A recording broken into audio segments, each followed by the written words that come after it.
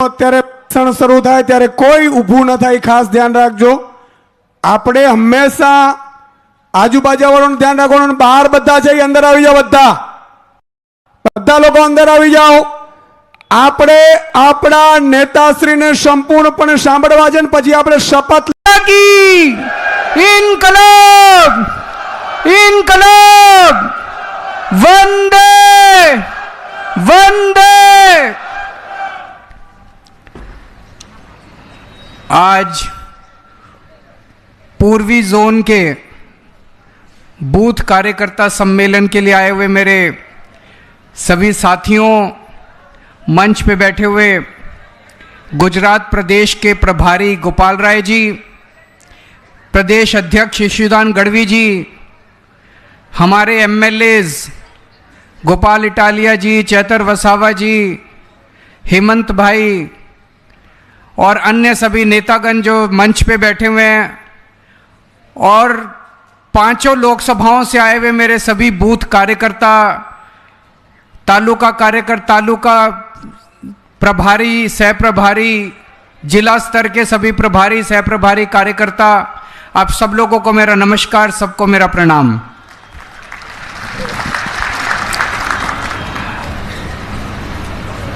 इतनी बड़ी संख्या के अंदर आज इतने सारे कार्यकर्ता यहां पे आए हुए, कोई रैली नहीं है, ये कार्यकर्ता सम्मेलन है. और वो भी पूरे गुजरात का नहीं. गुजरात में 7 जोन है, उसमें से एक जोन की 5 लोकसभा के बूथ कार्यकर्ता यहां पे आए हुए हैं.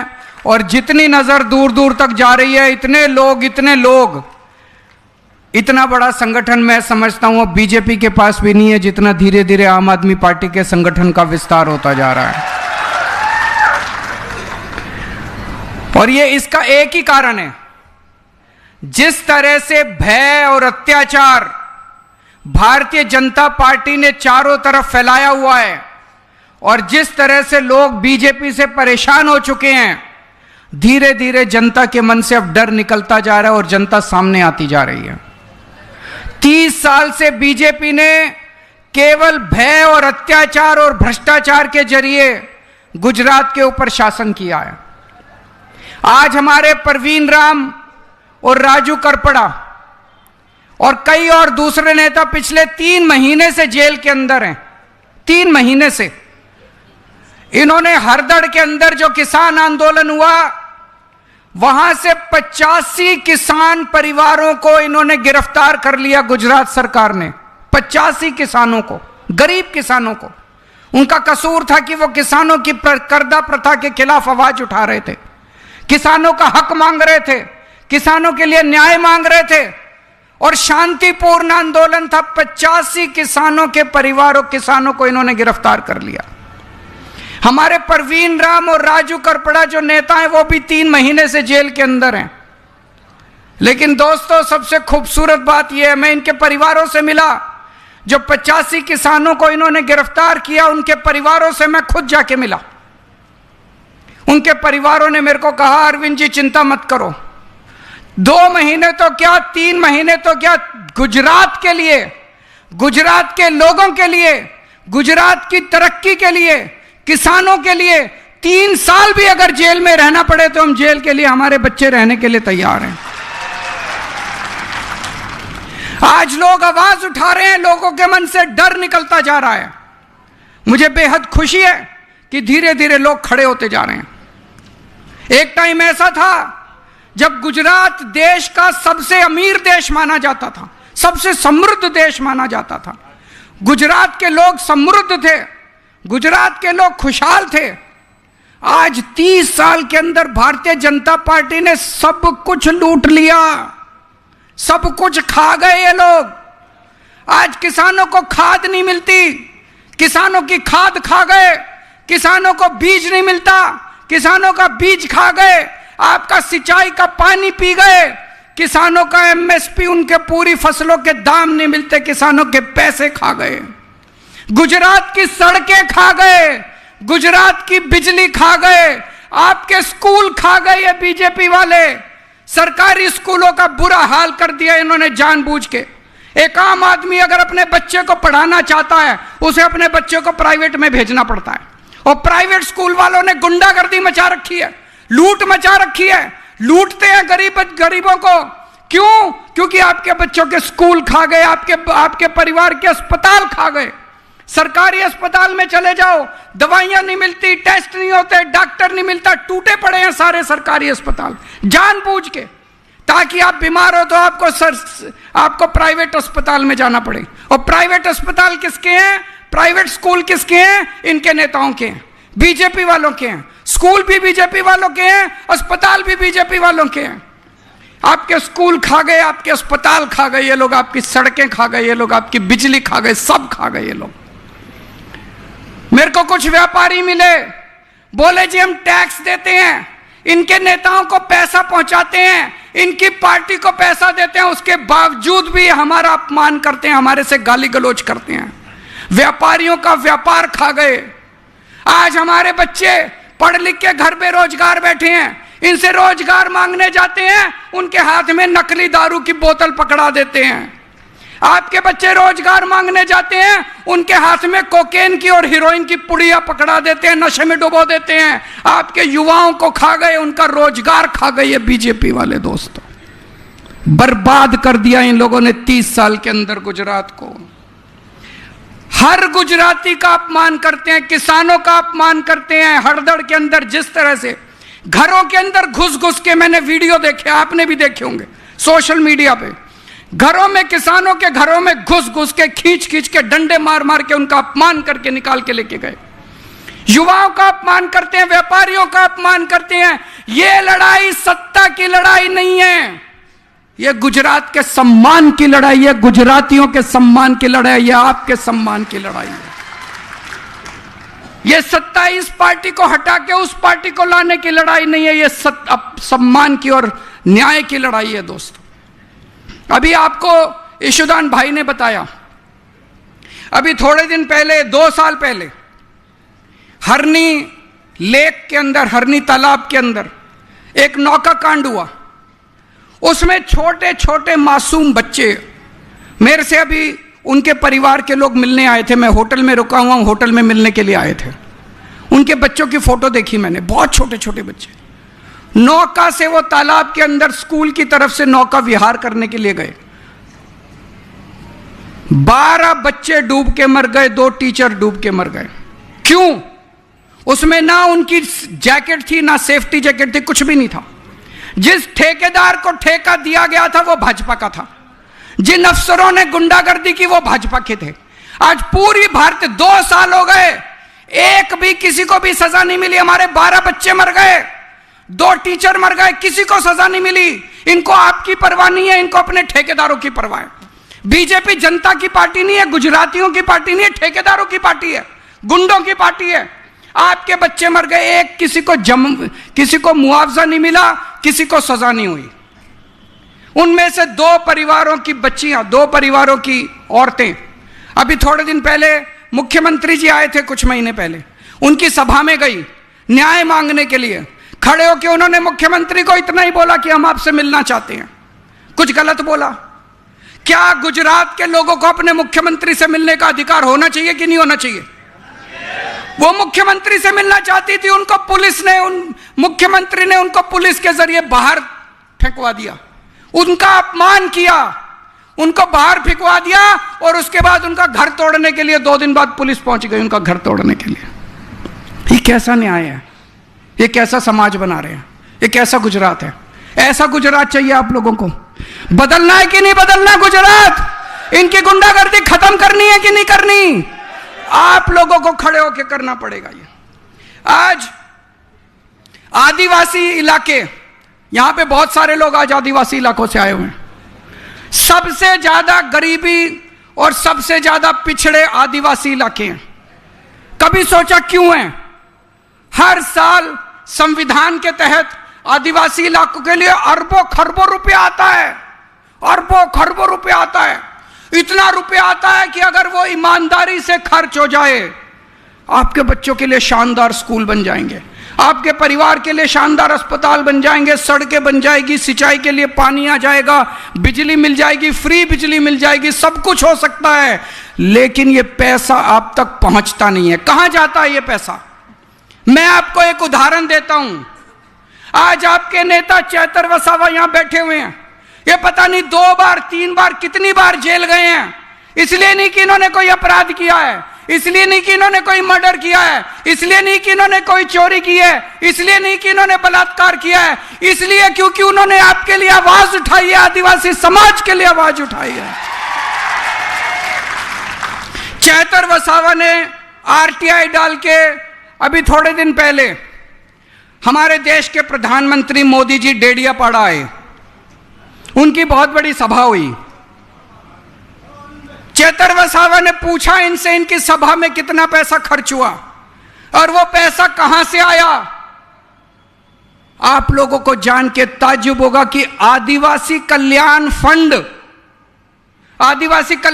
होता है। वो आदिवासी कल्याण फंड आता है सरकार से, गुजरात सरकार से आता है आपके बच्चों के स्कूल बनाने के लिए, आपके परिवार के लिए अस्पताल बनाने के लिए, सड़क के लिए, बिजली देने के लिए, सिंचाई के लिए, आपके परिवार की, आपके गांव की तरक्की के लिए आता है पैसा। उस फंड से 50 करोड़ रुपए प्रधानमंत्री के सभा के लिए खर्च किए गए। 50 करोड़ रुपए आदिवासी कल्याण फंड से प्रधानमंत्री की सभा के लिए खर्च किए गए। तो चैतर वसावा ने पूछा 50 करोड़ रुपए किस पे खर्च हुए? 2 करोड़ रुपए समोसे खाए। किसने खाए 2 करोड़ के समोसे? ये लिखित में है, सरकारी कागज है।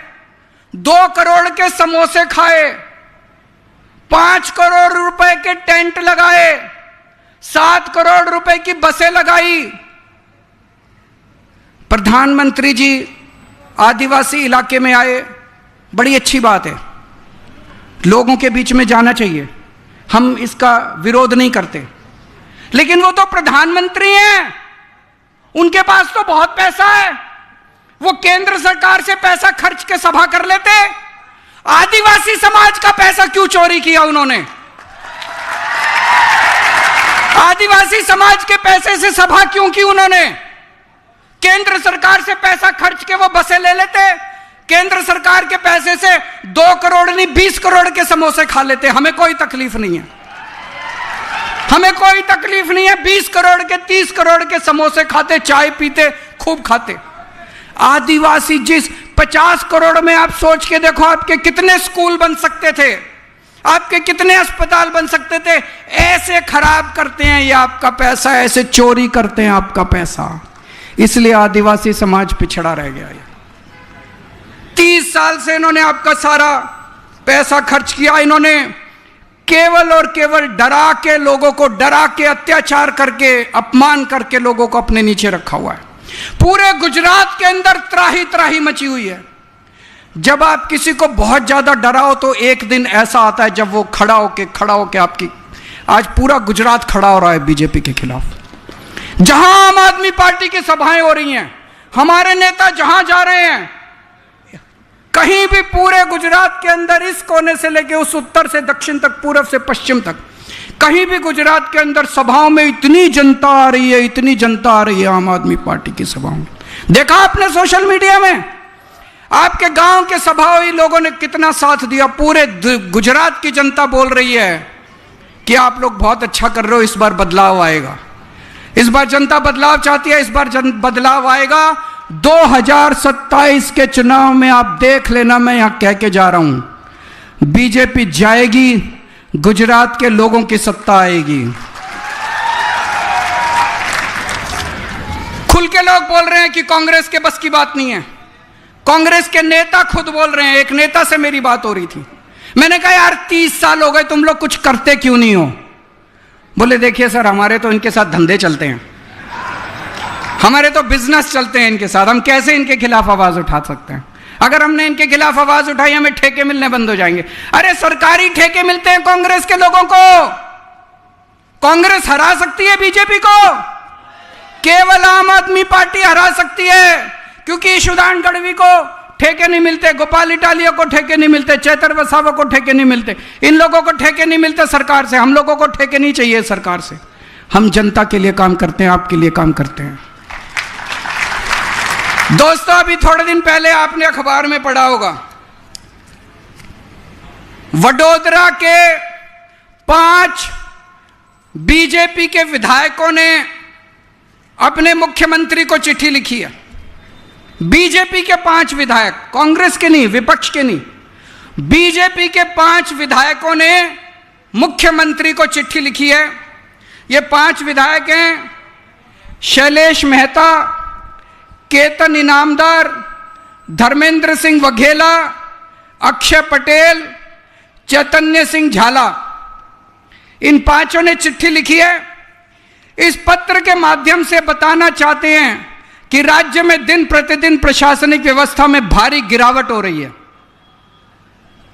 प्रशासन का दायित्व व्यवस्था को सुचारू रूप से चलाने का होता है, लेकिन आज एक सामान्य नागरिक के लिए सरकार में छोटे से छोटे काम कराना युद्ध की तरह हो गया है। इनके विधायक लिख रहे हैं कि आज सरकार में, तहसील में, सरकारी दफ्तर में एक आम आदमी जब जाता है और काम कराने की कोशिश करता है, ऐसे हो जाता है जैसे वो युद्ध में युद्ध करने के लिए गया है। राज्य के वरिष्ठ अधिकारियों से लेकर छोटे कर्मचारियों तक जनता की परेशानियां बढ़ती जा रही हैं। अधिकारी स्वयं को प्रजा और प्रतिनिधियों से ऊपर समझकर मनमानी कर रहे हैं। वो कह रहे हैं अधिकारी हमारी नहीं सुन रहे। 5 एमएलए कह रहे हैं अधिकारी हमारी नहीं सुन रहे।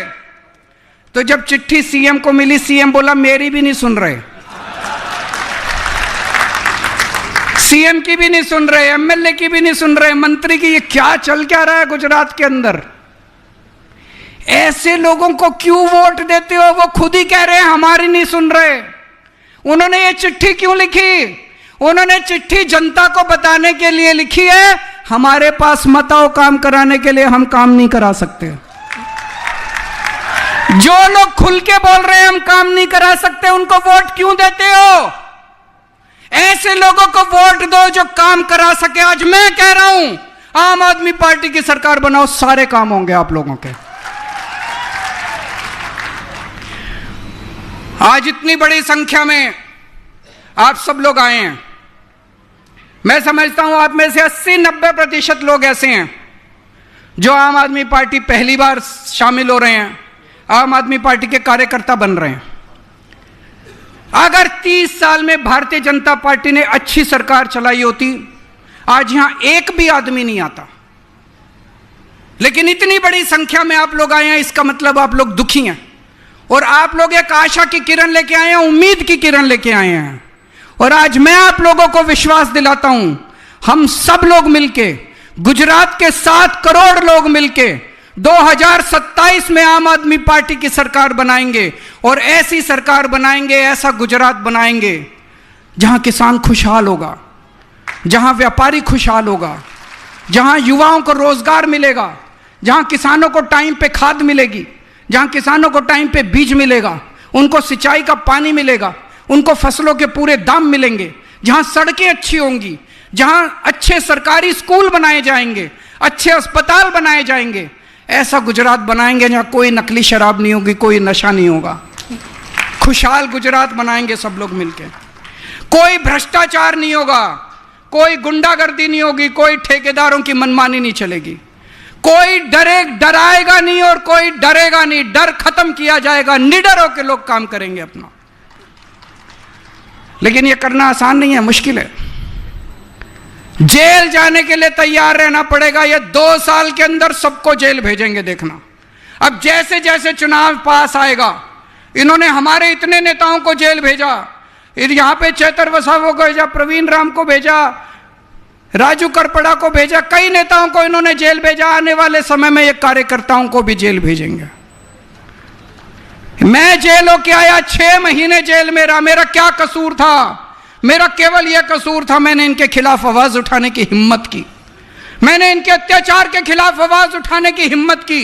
संजय सिंह को जेल भेजा, मनीष सिसोदिया को जेल भेजा, इन्होंने हमारे सारे नेताओं को जेल भेजा। आप में से जो जो लोग जेल जाने के लिए तैयार हैं, हाथ खड़े करके बताओ, जो जो लोग जेल। डरोगे तो नहीं? जेल से डरना नहीं है, ये फांसी नहीं लगाने वाले। जेल भेजेंगे 2 महीने 3 महीने में छुड़ा के मैं लेके आऊंगा आप लोगों को। अब 2 साल बचे हैं, 2 साल में खूब मेहनत करनी है। अभी गोपाल राय जी ने आपको बताया, घर घर जाना होगा, गांव के अंदर घर घर जाना होगा, लोगों को जोड़ना होगा। बदलाव के लिए लोगों को बोलना है, इस बार बदलाव चाहिए। बदलाव के लिए लोगों को जोड़ना है। और आज एक यहां से सबको कसम खा के जानी है, रोज कम से कम हर आदमी 5 नए वोट बनाएगा। या तो किसी के घर जाएगा या फोन करेगा। 5 नए वोट आज से लेके 2 साल तक रोज 5 नए वोट तैयार करने हैं आप लोगों को। विसावदर के लोगों ने उम्मीद दी है, विसावदर के लोगों ने पूरे गुजरात को एक संदेश दिया है कि अगर विसावदर के लोग भारतीय जनता पार्टी को चुनौती दे सकते हैं तो पूरा गुजरात बीजेपी को चुनौती दे सकता है। इस बार पूरे गुजरात में विसावदर वाली करनी है। करोगे? मुझे बेहद खुशी है कि आज गुजरात के अंदर कोने कोने में हर समाज के लोग जुड़ रहे हैं। कोली समाज के लोग जुड़ रहे हैं, ठाकुर समाज के लोग जुड़ रहे हैं, दलित समाज के लोग जुड़ रहे हैं, पटेल समाज के लोग जुड़ रहे हैं, आदिवासी समाज के लोग जुड़ रहे हैं, अहिर समाज के लोग जुड़ रहे हैं, क्षत्रिय समाज के लोग जुड़ रहे हैं, ब्राह्मण समाज के लोग, प्रजापति, ओबीसी, चौधरी समाज के लोग, सारे समाजों के लोग आम आदमी पार्टी से जुड़ रहे हैं। पूरा गुजरात आम आदमी पार्टी से जुड़ रहा है। दोस्तों, भारत माता की जोरदार ताड़ियों